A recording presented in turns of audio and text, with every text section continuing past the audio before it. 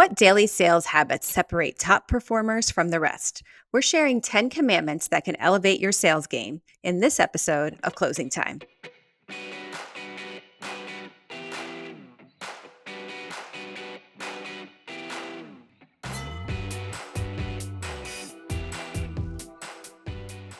Thanks for tuning into Closing Time, the show for go-to-market leaders. I'm Val Riley, VP of Marketing for Unbound Send Insightly. Today I'm joined by Kevin Dorsey. He's a SaaS Sales Consultant, a Keynote Speaker, and a sales leadership coach. Welcome to the show, Kevin. I'm pumped for this, right? I love closing time, right? So if we get to talk about things that can close, this will be good. So thanks for having me. Let's do it. I love the energy. So, Kevin, regardless of industry, territory, or quota, all salespeople have the same constraint 24 hours in a day. Why do you believe on focusing on the small, daily habits is important for long-term success? I'm a big first things first type leader and first things first type, I'll say individual of like, there's so many things that you can be doing or should be doing, but there's just foundational things that if you do help everything else. And I think, I'm a big fan of simplifying things. There's hundreds of things that you can do during the day, but if you can narrow it down to 10 things that impact everything else, I think it's important. And that's kind of where the 10 commandments idea came from, is like, whether you're religious or not, whatever else, they're just some pretty good principles, regardless of how you operate, that if you focus on will impact the rest of your life. So that's kind of how I look at it. It's the day in, day out, keep it simple, but then that's what builds the momentum that we need. Awesome. Okay. So I'm envisioning this list is going to be taped to someone's wall or computer. Let's start at the beginning. It's the beginning of the sales rep's day, and commandments 1 and 2 are practice gratitude and read thy call list. How do these activities set the tone for a really productive day? So the gratitude is where I think it all starts, because there's actually so much science behind gratitude and what it does for our brains and what it does for how we view the world and how we operate. In fact, one of my favorite books on this topic is called The Happiness Advantage. And what they talked about in that book is how you can rewire your brain to be more positive. And in the book, there was a massive study done that showed positive minded sellers sell 37% more than negative or neutral minded sellers. 37%. That's real money, right? Well, one of the best ways to develop a positive mindset is gratitude. So that's where it starts. Writing 2 to 3 new things per day, what you're grateful for, and feeling that emotion, right? And then once that's ready, we move to that call list, right? And so the call list is, ready thy call list, right? Do you have your call list ready? Too often reps come into the day and now they're trying to figure out who they're going to call. That should have been done already. So when I walk into the day, I'm getting my mind right. And then I already know who those first 50 calls are going to. And that helps me start the day on with the momentum and focus that we need. Because funny enough, 24 hours is actually a lot of time if you think about it, right? We all to me, the constraint is not hours. It is focus. You use that word in the intro. It's actually focus is the constraint. That call list allows you to stay focused. That's number 1 and 2, gratitude, and get that call list ready. That's how you start. Okay, no one's arguing with that 37% figure. That's amazing. So you've already got me hooked. Let's go on to number 3. It speaks to every rep's least favorite task, cold calling. And you talk about working in cold calling bursts. Yeah. And so you can see how they all build on each other. It's like, one, cold calling is easier when you know who you're going to call. That's why the call list is ready. And then once it's there, you can work in bursts. And so our brains love completion and our brains love working down in numbers, but also you can only do so much in a row before the quality comes down. And so a lot of sellers, they're going to make 50 calls, they're going to make 100 calls in the day. But when you count up, your brain really doesn't like that because it's an infinite ending. Whereas if you're counting down, it goes through it, and it's easier for the brain to handle 5 bursts of 10 than make 50 calls. And so working in bursts, 10 calls, shake it out. 10 calls, shake it out, right? Get outside, walk the dog real quick, come back in, but it allows you to get through it faster. Whereas when reps try to go for 2 hours straight making calls, it's actually too much cognitive load. There's actually too much happening there to do that well. So that's what the bursts are all about. 50 on, 10 off, 50 on, 10 off. Generally speaking, I don't do hour meetings anywhere. 50 to give a little bit of space in between and to make sure we can get more things done.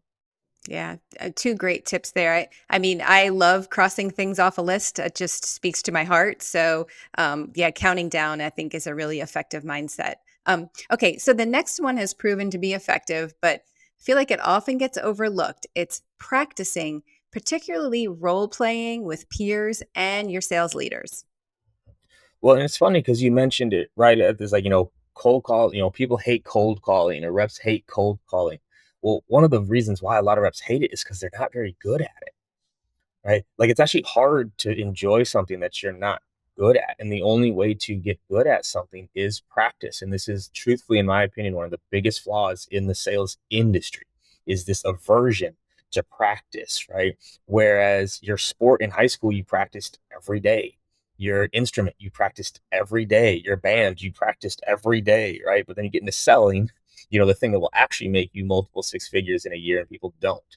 And so this to me is like this, I think, helps cure some of that anxiety and some of that fear. Is like when you know what you're doing and you're good at it, it's easier to execute on. So practice is just every day I'm going into the office when I was selling. I was practicing every morning just with myself. Like, all right, what objections might I face today? Let's get that going. So practice is one of the fastest ways to get better at selling. And most people just don't do it enough. That's a really great tip. I do feel like we're onboarding some new sales reps right now, and the focus is how quickly can we get them trained up and on the phones. But really, we have to make sure we're giving them ample time to practice their craft, not only in that ramping stage, but like throughout the time that they are a rep with us. So huge tip there. Okay, next we're touching on every sales leader's biggest pain, and this cuts to the insightly folks extra sharply. It's updating the CRM, taking great notes. Gosh, if our sales reps knew how often I read their notes, I think they would know that I'm their biggest fan. How do you get sales reps to take great notes and then put them in the CRM? Mhm. So there's a few ways. One, you have to make it easy to do in the CRM, right? Like, are the fields there for them to update? Can you create drop downs where it makes sense? What fields can you make mandatory, right? Can you plug in with some of the tooling to capture those notes for them, right? So one is like how you build out the CRM. Is it intuitive? Is it easy for them to do and to actually enter?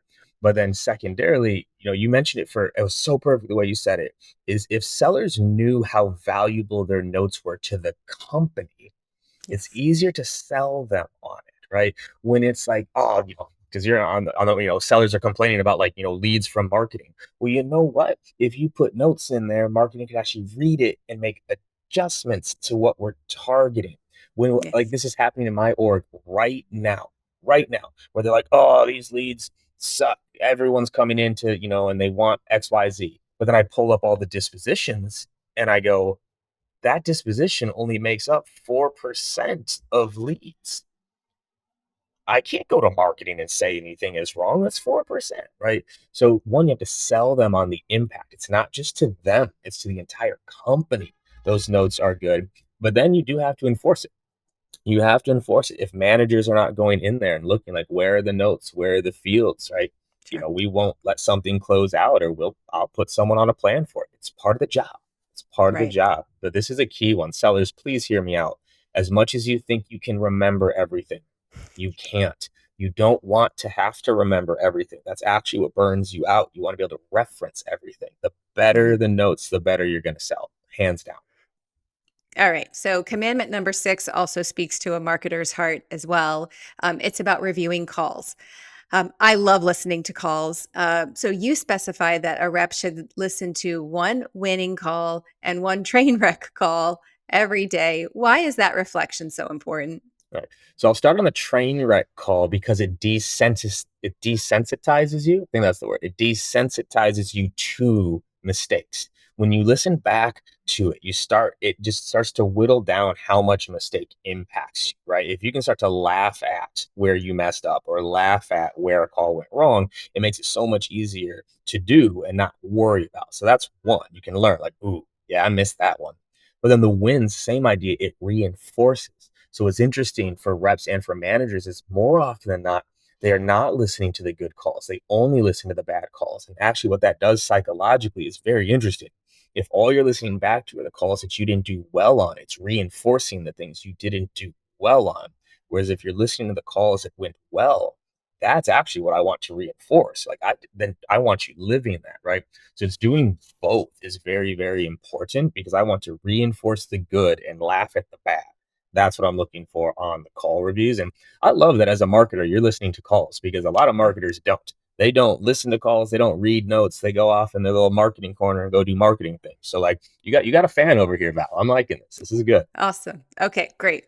Let's keep going because you have two here that highlight the importance of taking time for research, both understanding your prospects' pains, that's number 7, and investing in your own professional development with daily learning, that's number 8.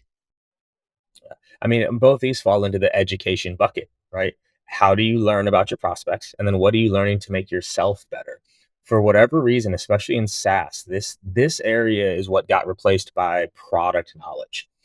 It used to be when back in the day, right? You got educated on the prospect and the industry far more than you did the product. But now that we're in tech, it's like all the playbooks, all the onboardings about the product and so little about the prospect.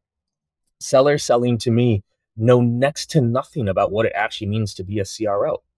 They don't understand what my day-to-day looks like. They don't understand the pain points I care about. They don't understand where I'm trying to go, and like they can't speak my language, right? So you have to really dive in and understand what your prospects care about. One of my favorite tools on this is called the Buyer's Matrix by Jill Conrad. It's a free tool. You can download it, right? But it really forces you to get into the mind of the prospect. So you got to learn there. But then the second is like you got to learn as a seller. It still is very disappointing to me how few sellers actually consume knowledge to improve themselves. It's just wild to me. There's so many great books, there's so many great courses, there's so many great programs that you can go through, but they just don't. Like I've been asked many, many times in my career why I haven't written a sales book. And my response has always been the same. It's like because sellers don't read. Like uh, go look at, and especially recently, if you look at any sales book that has been released over the last 4 to 5 years, the highest number of reviews will be like 120. And they're great books, and it just people they just don't read them. Like sellers, read Influence by Cialdini, read Gap Selling, read Cold Calling Doesn't Suck, read Fanatical Prospecting, read Methods of Persuasion, like read Persuasion, Flip the Script, What Great Salespeople Do, Brain Scripts for Sales Success. Like you go consume those things, you're gonna be a better seller, right? And they just don't. So that's a daily, 10 pages a day. If you read 10 pages a day, you will finish at least 2 books a month. Go Yeah, for it. it doesn't sound like it's too high of a mountain to climb. Also, what we're doing right now, maybe you're more of an auditory person. When you're out for your run or walking your dog, throw on a podcast. Just there's a lot of ways to learn. Books are great, podcasts are great, but just do something, right? That's the message. It is with one caveat. I'm going to throw one caveat. The reason why Okay. the commandment is read is Uh-huh. because retention is better with reading. The Hmm. problem with podcasts for retention is more often that we're doing something else. We're driving, we're working out, and so we don't have the full focus and attention there. And so it's just Hmm. something where making sure that you do both, like consume knowledge, but make sure you're consuming it to retain it, not just Hmm. consuming it like, oh yeah, listen to a podcast. Like take notes, write it out. Yeah. What are you gonna do with it? That's the key. Fair point. Fair point. Okay. Let's say we have reached the final hour of our workday and we have two more commandments that are going to help sellers reflect and prepare for the next day. Those are the last two, right? It's like now we're at the end of the day, and hopefully people can see how these commandments stack, right? It's Hmm. like how we started our day and how we end it. Reflect. What went well today? What went well today? Again, you can see that the pattern I'm trying to do here is to reinforce the good. What went well? Because when we reinforce it, we're more likely to keep going with it. We're more likely to do it again. So it's like, what went well today? Well, I had a great conversation with a marketer that actually likes to listen to sales calls. That was cool. Like I had a good one-on-one with like one of my reps, da da da da da. But then also like, where did I miss today? What were things I wanted to accomplish today that I didn't? Where did I get distracted? Like, where did I get off pace, right? And then I can reflect and then prepare for tomorrow, right? More often than not, right? People just aren't prepared to have a great day. That's what's wild. They're just not prepared for it. They didn't actually plan a great day in advance, and we have to, right? So sitting down, and this is when that call sheet gets ready. This is when my call list gets built out. This is where I'm blocking my calendar to do the things necessary to succeed. Because then that's what actually lets you unplug afterwards. This is another thing sellers and leaders just miss all the time, is the reason why you're up, the reason why your brain is spinning is because it's trying to remember everything. Whereas if you already wrote everything out, here's what I'm gonna go do tomorrow, I promise you, you're gonna sleep better. I promise you're gonna be more present with your family, with your partner, with your wife, with your husband, whatever, because you're not trying to remember it. I know what tomorrow is. Like, we're recording this on a Friday. I end every week, my last 90 minutes of the week is a full recap of the week and planning my next week, right? So when I shut down the laptop Friday evening, I already know what next week looks like. So I Yes. think you can imagine how much better my weekends are, right? How much easier it is for me to actually relax a little bit. Cause I'm not like, oh man, like when am I gonna have that tough combo, or ooh, I got to build this report out. It's already there. So that's how you wrap the day, review it. What went well? What could you make a little bit better tomorrow? But then plan tomorrow. Don't log into the day hoping it's going to go well. Prepare for it. I really like that tip. I sometimes I find that replaying the day in my head because sometimes you have meetings back to back to back, like that's just the way it is, and you don't really have time to process what happened during those meetings. But replaying the day in your head, making notes about what went well and what didn't, to me that is exactly the output that you described. It just helps you have a better evening and a better weekend because you have taken some time to wrap up what happened. Exactly. Right. That's all it is. And this isn't a lot of time, y'all. This could be 20 minutes. 20 minutes, Right. right? But that 30 minutes at the end of the day will make your next day so much better. Mhm. Kevin, this was great. Thank you for sharing your 10 commandments, and we really appreciate you joining us on Closing Time. So thanks for having me. Awesome. And thanks to all of you for joining us today. Remember, you want to like the video, subscribe to the channel, and hit that bell for notifications so you don't miss an episode. We'll see you next week.